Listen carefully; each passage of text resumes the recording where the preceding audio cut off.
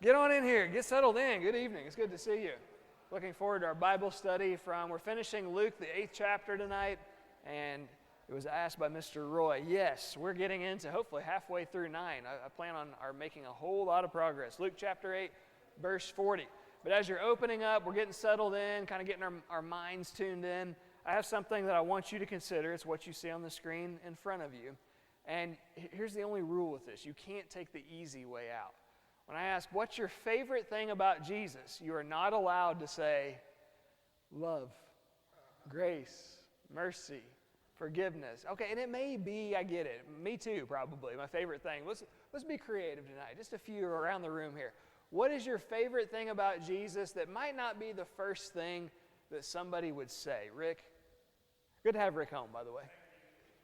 You're welcome. I'm sorry. Uh-huh. So, okay, all right. So, are you saying he shares with us his Father or connects us to the Father? Great. Okay. So maybe we could see him as the great connector or uniter. I mean, that's not something that you would ordinarily hear about Jesus. I like that one, Rick. What else? What do you have, Lizzie? No, you don't have to. But... No, you're good if you're still thinking. Sassy? Okay, yeah. I like the thought of he's spry, he's quick on his feet. He's not a pushover, is he? As he's sometimes made out to be, yeah, through depictions. Good, Lizzie, I like that one. Yes, Freddie, please. I always thought about be thin, be angry, I guess, and not sin. Great. Okay, so someone who's... I'm struggling putting that in one word or a couple words, but okay, so someone who's identified or showed us how to be angry and to do it the right way. I like that a lot too, yeah. Because sometimes I struggle with not doing it the right way. That's why, by the way. So, okay, Roy, then we'll go Brad.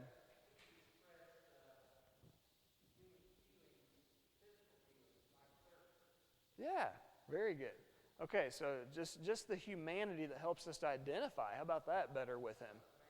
There you go, Son of God and Son of Man. Brad. Okay. From a very young age, that his identity was known from the very beginning. Yeah. And the difficulty, how about this too? That's super, Brad. And how about the difficulty also with like having to keep that quiet for like 30 years? That's tough. Even when his ministry starts, and we'll find that tonight. Yeah, don't tell anybody, okay? Great secret keeper. Yeah, that's a good one. Okay, keep secrets very well. Rick. Okay. Yeah. Yeah. And you know, as kind of common of a thing as that is to know about Jesus, I don't know if that would get brought up ordinarily in the forefront. Just how sharp he is, just how smart he is. Well, I mean, you know everything, right? So can't get any smarter than that. Did I see another one over here? Yes, Chet.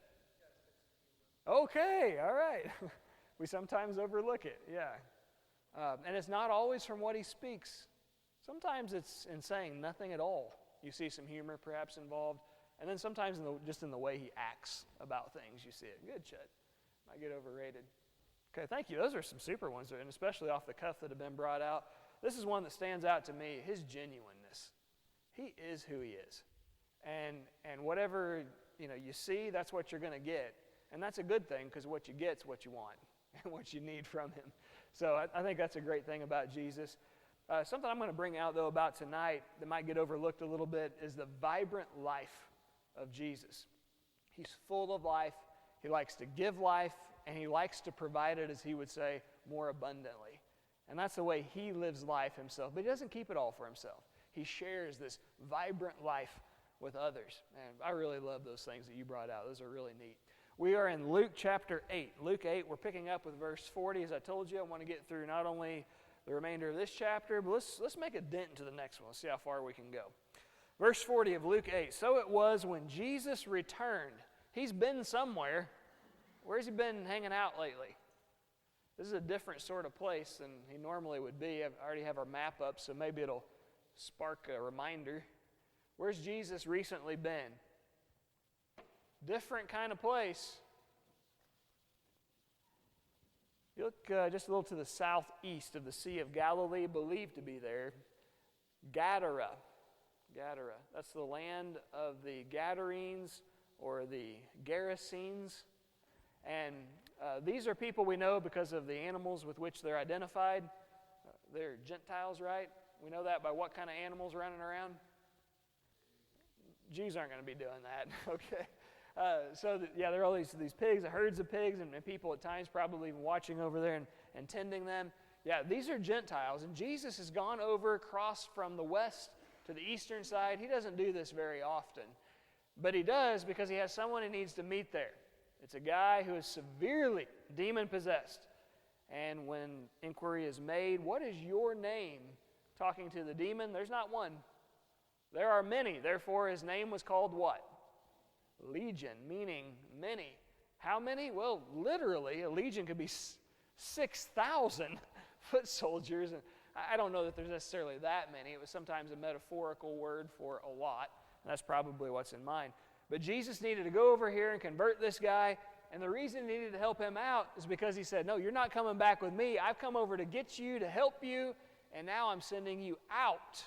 First, go to your home and declare the great things that God has done for you. And that's what he does.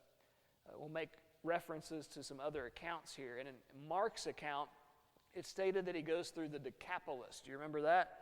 Deca, 10, polis, city, literally 10 cities, 9 of which are found on the eastern side of the Jordan River. But this is a section of 10 cities, and I'll show it on another map here in a little bit. But he goes teaching people all through this area about Jesus. He becomes a great missionary on the east side, but to his own people of the Jordan River.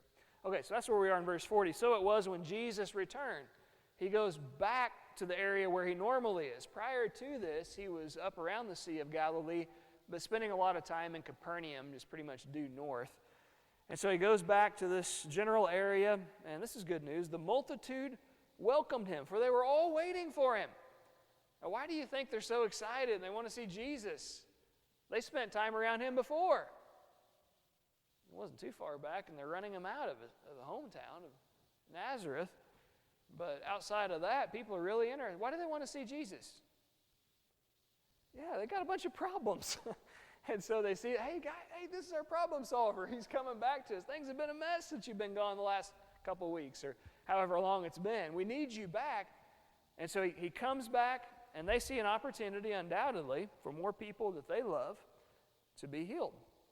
Verse 41, and behold, there came a man named Jairus, and he was a ruler of the synagogue. This guy's a big deal. He's the bigwig in town. And he fell down, though, at Jesus' feet and begged him to come to his house. You don't normally see someone in charge dropping down before someone else and begging them for something. But he does this because he's helpless in this scenario, and we're going to find out this really isn't about him. For he had an only daughter, about 12 years of age, and she was dying. As I was reading over this, just thinking about things just one more time for tonight's study, I couldn't help but make a connection in my own life. I was thinking, yeah, 12-year-old, wait a minute.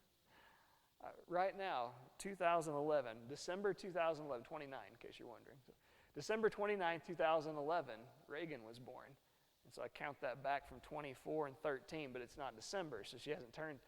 I have a daughter in this very position, 12 years old right now. And I was thinking about if God forbid, if my daughter were in a rough spot, and I mean, it was so bad it looked like she wasn't going to survive. I guarantee you I would do anything, try to make her better. I hate to admit it, but at times I'm a little bit of a proud person as far as even when I need help, I'm not going to ask you for help. Might ask Vanessa or the kids for help, but I'm not going to ask you for help. You know, I'm too proud for you to see that. I just want to take care of things on my own, be self-sufficient. But if my daughter were in that spot, I guarantee you, my 12-year-old daughter, I would do anything. I would ask anyone. I would resort to beggary to another man that I've never met before. Listen, please, if you'll ever do anything for me, just do this for me. This guy has this little girl. It's different, though. I've got like 60 kids, plus or minus 3, a bunch of them. He only has one. This is it for him. So I would say, if anything, if there is such a thing, she would probably be even more precious to him because this is the only child that he has. She's about to die. She's so sick. It's kind of tragic, though, verse 42. But as he went, Jesus, the multitudes thronged him. They're pressing in because, listen, everybody has problems. Everybody has people that they love, whether they're kids or parents or grandparents or nieces and nephews or cousins or friends. Or everybody needs help for others. And that's the case with all of these people. They're begging him, hey, we need Jesus, Jesus, shouting out to him. He can't even get close to Jesus. Christ has already reached rock star status in all this area. Verse 43, now a woman having a flow of blood for 12 years. I find this fascinating. The age of the daughter, 12 years old. This woman's had the medical problem, 12 years old. I ask you to hang on to that number as we go then into chapter 9. Strange how many times we're going to find that tonight. 12 is the religious number. And maybe the idea here is through religion we find the help. As a song we often sing, you give the healing and grace that our hearts always hunger for. So the religious, they find their help in the religious one. This woman having a flow of blood for 12 years. Okay, let's stop and consider this. So I gave you one, and most in this room have children, so you can relate to the other. Can you relate to this lady and what she's going through? I doubt anyone's been in our class has been hemorrhaging for more than a decade, okay? But can you relate to, you've had something you've been battling for a long time with your body? Anybody relate to that? No, everything's perfect with you, Tony, okay? Seriously, though, each one of us, we have something, don't we? And we're the proud type. I don't advertise mine to you, Tony. We don't like to do that, do we? We'll take care of it on our own. We're self-sufficient. But sometimes it gets so bad. You ever been there? Oh, I have been. Sometimes it gets so bad you have to resort to beggary. You have nothing left. And so you got to try to find some help. This woman has had a problem with her body, and a very serious one, losing blood like this, and nobody knows the source of it. Nobody can stop it, help her out. And it's stated that she had spent all of her livelihood on doctors. Anybody feel like you spent a little too much on medical care in your life? Do you think it's just about right, or maybe you could do a little bit more? That'd be good. I mean, it's ridiculous, isn't it? The price. There's a lot of education. There's a lot of technology and equipment. We get all that kind of stuff. A lot of expertise. There's a lot of markup and a lot of greed also. Well, this woman, she's as poor as poor can be. And, the doctors are probably doing pretty well by this. And she spent everything that she has trying to be made well. She's to a spot. What else is she going to do?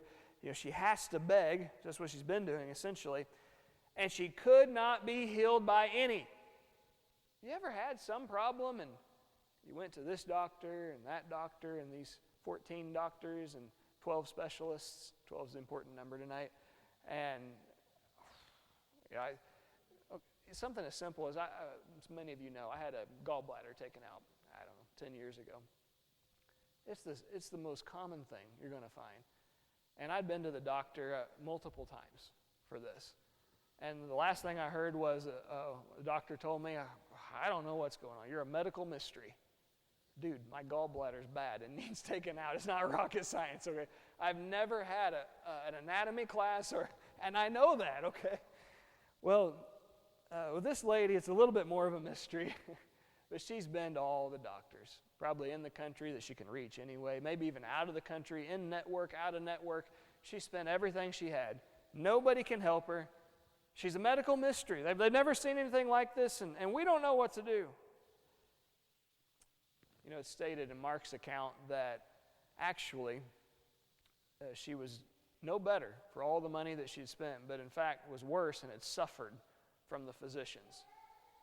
You ever had a doctor prescribe to you medicine you don't need, or say, well, if you try this, it might, and you go through some procedure, and then you wish you never even would have taken the medicine or gone through the procedure? She's worse from all the advice and all the help she's gotten.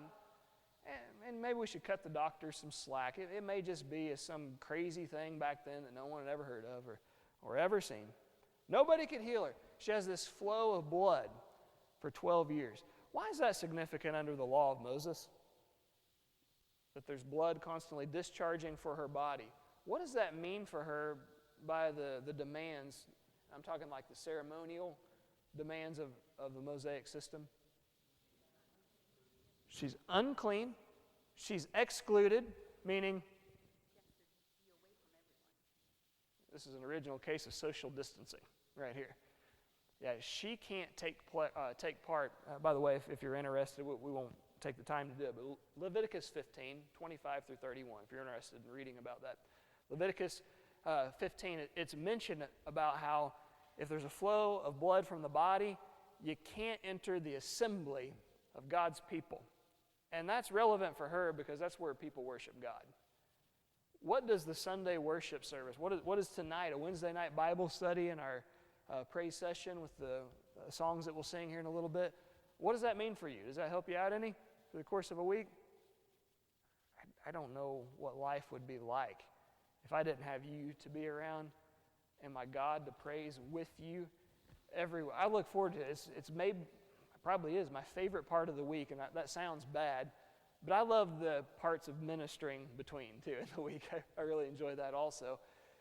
But if you didn't have that and you hadn't been to a single worship service for 12 years, you know, when you get sick, especially Phil for our moms, and I know Mom in our family during cold and flu season, feel like we see her like 3 times in 6 months. She hates that. You know, she wants to be here, and I'm usually having to, give sermons or teach classes or something, so she's the one that has to stay home then with the kids, or maybe she's sick and gets it then. And I know she'll mention that to me. I mean, she's kind of, you get down if you miss 2 or 3 assemblies. 12 years? You kidding me? Haven't been to corporate worship for 12 years. Physically, this woman has nothing left. Emotionally, she's spent. Financially, she is beyond spent. And spiritually, there's nothing left. She can't get together to even worship God with his people. Verse 44, this woman in an awful way came from behind and touched the border of his garment. It's kind of a strange statement. But maybe she's like reaching out and trying to get a hold of him, really get his attention, and that's all she can reach out to do, and just brushes. I don't think that's it, though. In Matthew's writing concerning this, he states, for she said in her mind, if I can just make some contact just with a thread. You talk about faith. Okay, no, oh yeah. Yeah, I'm just talking like, 10,000%. I'm just talking like as far as like I'm sure energy and zeal, yeah. And I'm not saying she's a sinner or anything like that. She can't do those things. Her faith's still strong, right? She still trusts in God. If I can just brush a thread on the robe that this guy's wearing, all my problems will go away. Wow. You talk about faith. Do we realize our sicknesses of the soul, our problems and stressful situations and relationships with people, if we can just brush just a thread that's on his robe, he can fix our problems. Now, it doesn't mean we're going to be void of any issues in our lives, but we'll have what we need. We'll be equipped to be able to take care of and to address those things. It's contact. Contact with the Lord is what's key here. And sure enough, she just brushes just a piece of thread as he goes by. And immediately, her flow of blood stopped. The problem that she's had for more than a decade, that the experts don't even know what it is, probably, much less how to fix it. And this religious guy, who apparently, or you wouldn't think anyway, doesn't have any training in the medical field, wouldn't know anything about it, and just makes some kind of strange, indirect contact with him. And immediately, her problem's gone from her. And Jesus stopped right when this happened. Jesus stops. And he said, who touched me? Well, think about it. There's probably like 1,000 people pressing in. Savior, Jesus, help us. Hosanna. Heal us. And he just stops. Hey, who just touched that thread on my robe? You couldn't even feel that anyway, could you, Roy? Oh, no.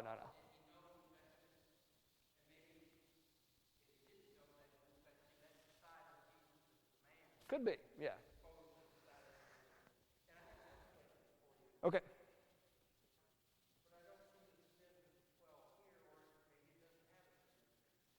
Yeah. It could be. It's very possible. It might be coincidental. I'm not sure that it is when you couple in chapter 9, that we're going to find here in just a moment. But 12 being the number of the religious, it could be this man, through his religion, is seeking help. And it could be this woman has had the problem for 12 years and gets to a point it's only through religion or 12 that she's seeking the aid that she needs.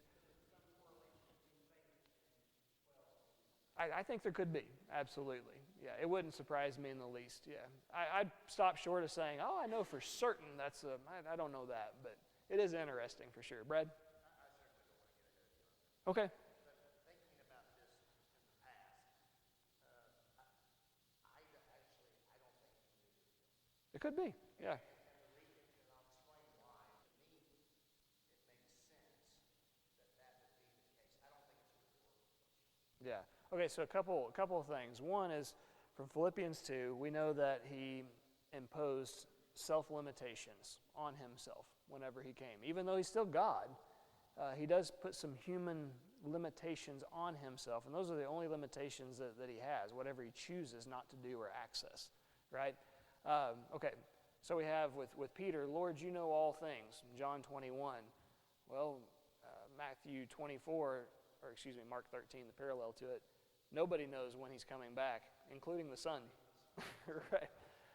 And I don't believe that's because he can't know or couldn't or never would, but at the time didn't know because he chose to limit himself or allowed himself to be limited in that capacity. So I say that to say this. I could see it as a possibility that he might choose to limit himself not to access knowing who it was that taught him or touched him. That could be. Or it could be rhetorical, and he's trying to make this scene happen that does unfold too. So, yeah, I appreciate that. Did you? Oh, you're fine. Okay. All right. I think we had Will, and then Andrea, and then you.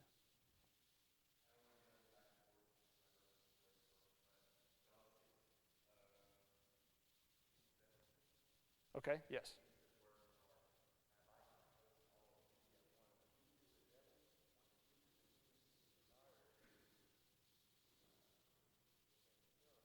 Yeah, sure.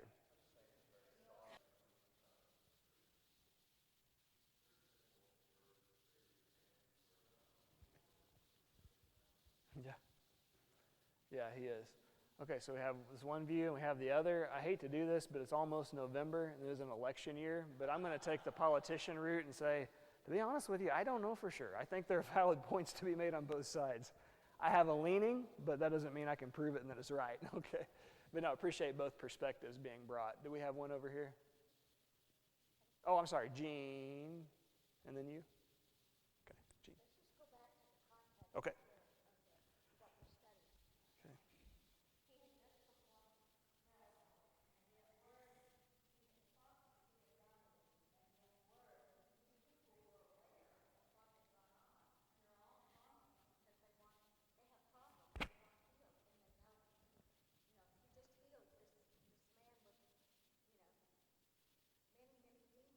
Yeah. So whether he knew it or not, that's what he's doing here. Yeah. It's his miracles that he always set out to do to convince people, Yeah.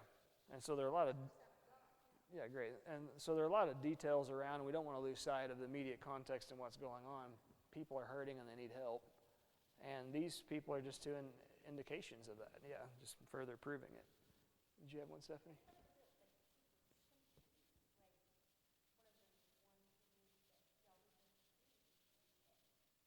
and it's not necessarily him behind the door, where no one else can see. It's like, choose me. You chose me. Okay. Say why he's Ah. with you. Have Ooh. that conviction Ooh, that's good too. and how Yeah. you feel. Yeah.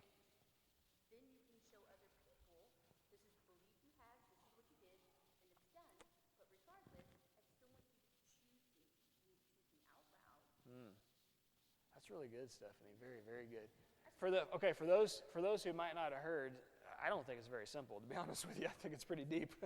What Stephanie brought out, she mentioned, this lady very privately and secretively has this thinking and touches Jesus and wants benefit, and now he's giving her an opportunity to come out in the open and to see, hey, publicly and before everyone, are you willing to acknowledge who I am and this power and the benefit that's been provided as you just privately received it? That's a really good point.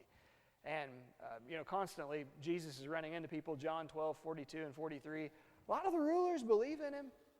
They're not going to acknowledge him, though, before others, because then they'll be put out of the synagogue and, So, yeah, that's really good. Thank you for that, Stephanie. And each comment that was made there, great ones. So, moving on, immediately her flow of blood stopped. Jesus said, "Who touched me?" Whether that's trying to find information in the human side of things or on the God side, asking a question, not trying to find revelation, but contemplation within people to get us to think more. When all denied it, Peter and those with him said, "Master, the multitudes throng and press you, and you say, 'Who touched me?'" These are kind of like the bodyguards. What are we supposed to do here? This is a lose-lose situation for us. We can't even do our jobs. But Jesus said, "I know somebody did. Somebody touched me." Brad, love this statement. "For I perceived power going out from me." Faith that accessed this power. What it takes for us to access this power is faith, to be willing to reach out for it, to make sacrifices for it, to give up on everything and everyone else, and just to seek out the wisdom and the healing of God.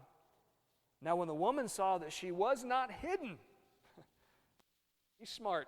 He's going to figure it out eventually, or maybe he's weeding through, like the casting of lots type deal. He's not going to give up. She came out falling down before him. Now, that's a little more public, isn't it? And listen to this. She declared to him in the presence of all the people, she hasn't done this before, the reason she had touched him and how she was healed immediately. Now, this poor woman, it mentions she came trembling. She's shaking. It's like she thinks she's in trouble because she's a beggar who's stolen something from the marketplace. And it's almost like she's stolen this power, and now this power could be used against her. But look at Jesus' response. He said to her, "Daughter." Let's just stop. I think that gets overlooked. What does that tell you right there?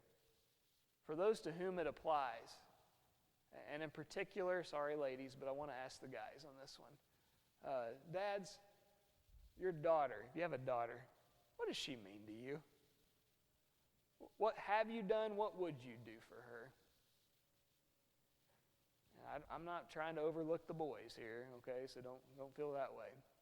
There's something special about dads and their daughters and that connection. And I'm also convinced there's something very special about mamas and their boys. Okay, I've seen both sides of that, and then that by no means is to say that daughters aren't special to moms and that sons aren't special. I don't mean that. There's something about it, though. There's something kind of unique. Not that you love them more or anything like that. There's just a unique relationship. Daughter. Hadn't have kids. Won't have kids, like actual biological children. But he looks at her as he would his own daughter. I love you more than you can ever imagine. I would do anything for you at any time. In fact, I've just done for you what nobody would do. You don't have to be concerned about my using my power against you. I will always use my power for you. Be of good cheer. How do you think that compares to what Roy.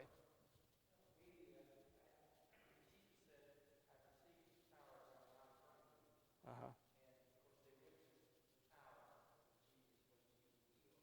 Right.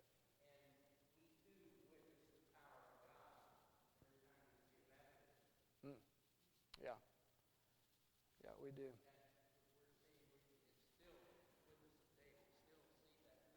And then immediately, how does God refer to us?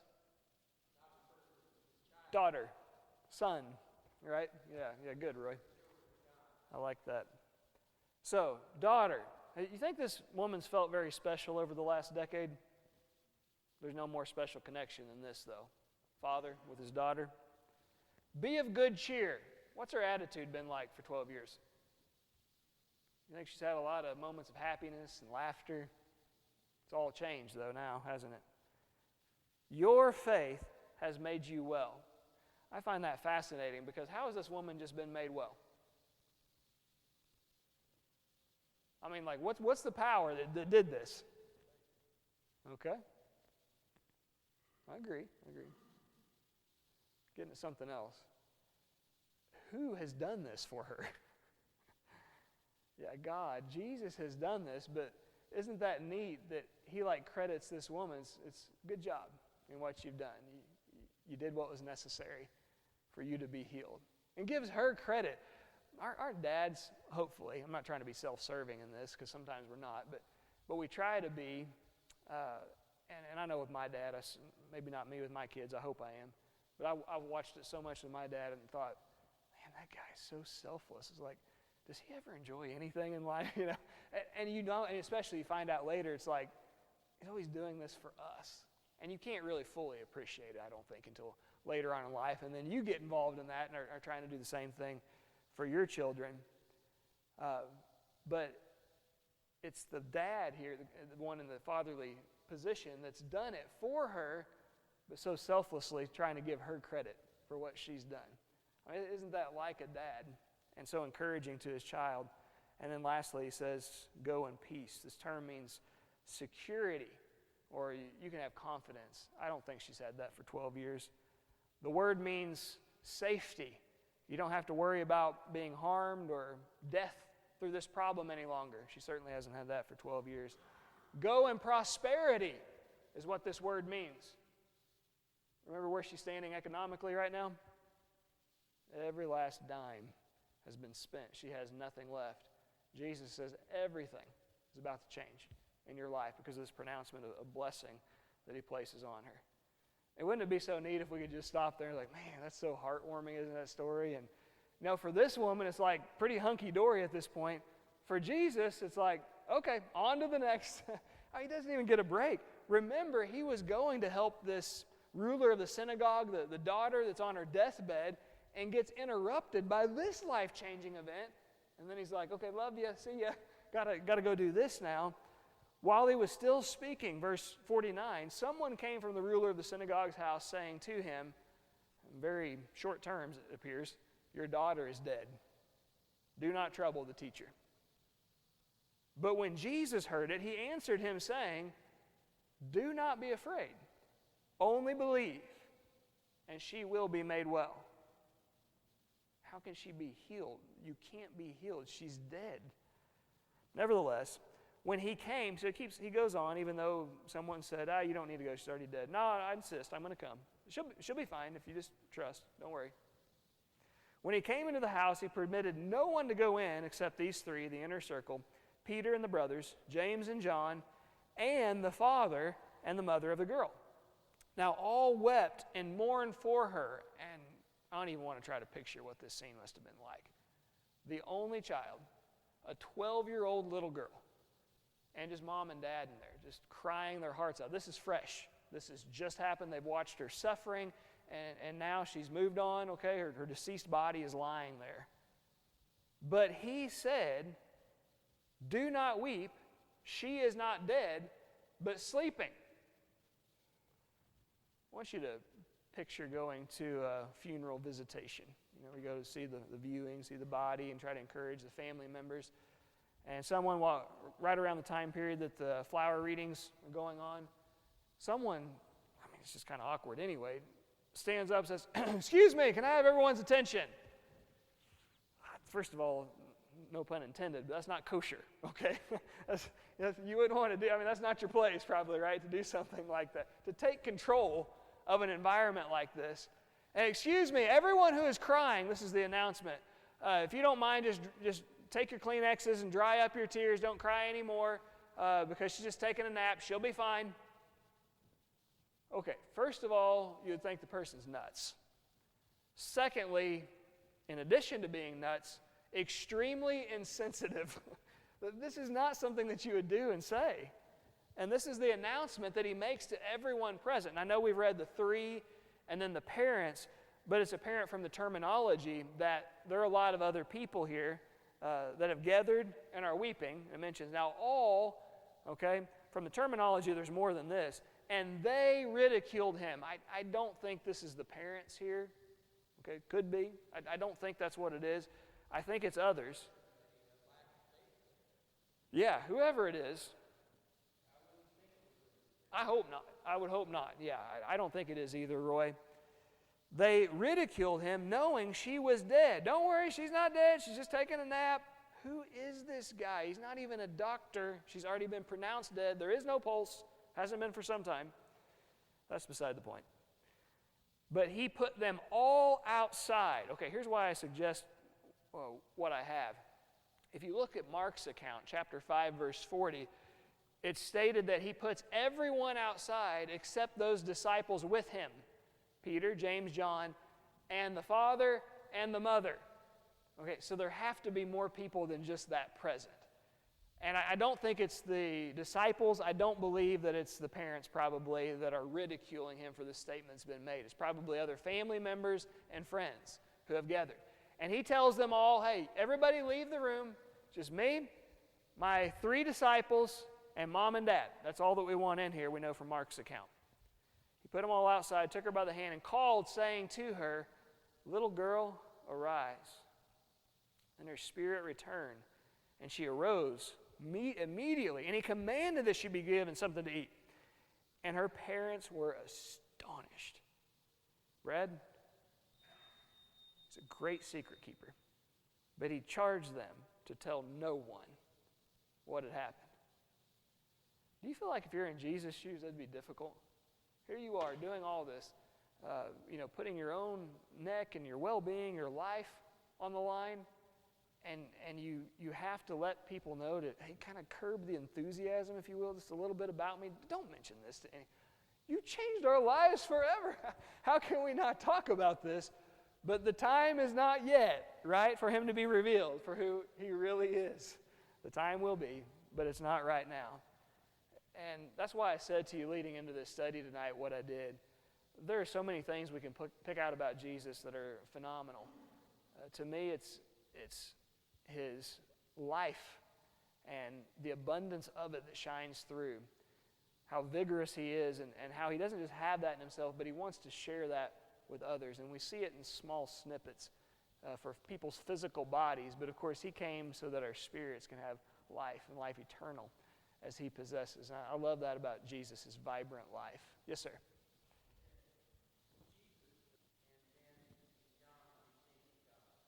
Yeah.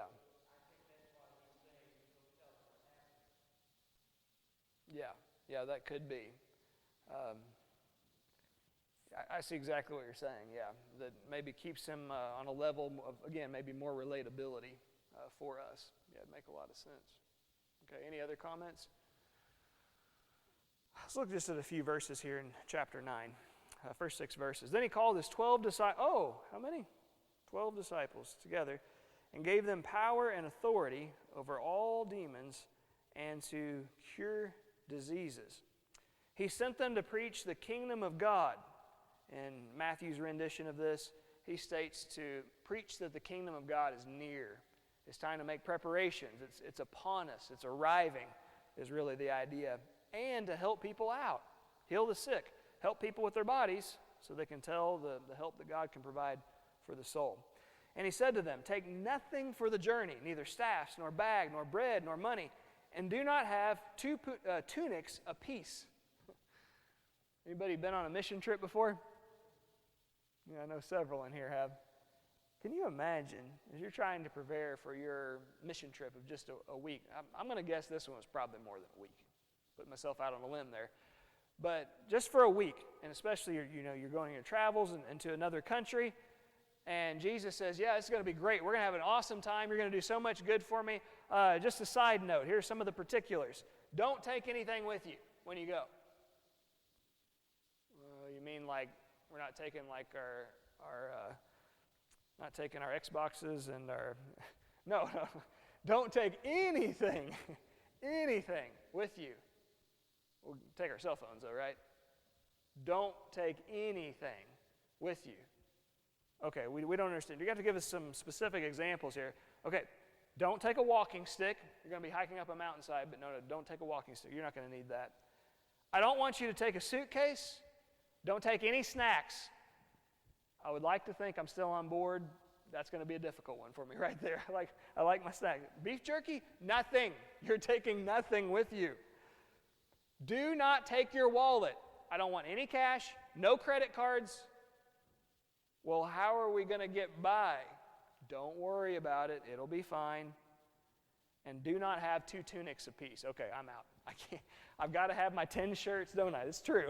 And my 4 pairs of shorts and my 3 flip-flops. It's not going to work. No, he says, tunics, by the way, are shirts, like we'd think T-shirts. Do not take 2. Only what's on your back. No suitcases, no overnight bags. Now, there are other times that Jesus is going to send people out and he tells them to take things. I don't think he's saying, never take anything when you do any work for me. But in this case, I want you not to take anything. Now, homework to be thinking about is, well, why this time are they not supposed to take anything? Let's read these last few verses here before we close. Whatever house you enter, stay there, and from there depart. Don't make any hotel arrangements when you go. It'll be fine. It'll work out. And whoever will not receive you when you go out of that city, shake off the very dust from your feet as a testimony. Okay, it doesn't make any earthly sense, but he said it. So they departed and they went through the towns preaching the gospel and healing everywhere. I don't think Jesus wants us to know yet. But later on, say about chapter 22, it's going to be a while before we get there. But he'll tell them, I want you to think back here. And when I told you this, now do you understand the lesson behind it? Let's think about that a while ourselves. For the next time we get together, let's read the remainder of chapter 9, please. We'll cover as much of that as we can. It's pretty lengthy, so I don't know if we'll get through all of it. We'll try. And let's do verse 23. We'll keep that as our memory verse, Luke 9:23. All right, any other comments about the wonders of Jesus and his vibrant life? Okay, appreciate everyone being here. Thanks.